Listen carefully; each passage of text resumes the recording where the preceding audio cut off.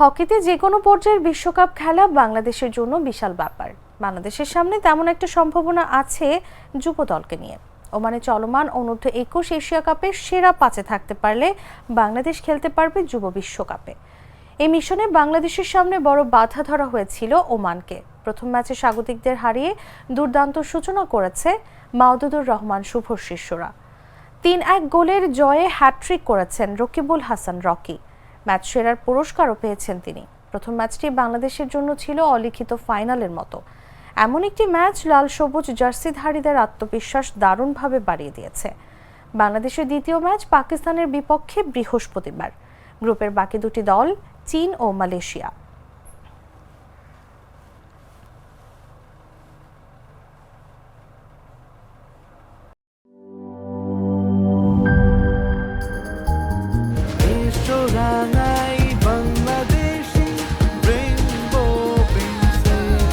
Rainbow Paints, ছড়াও জীবনের রং।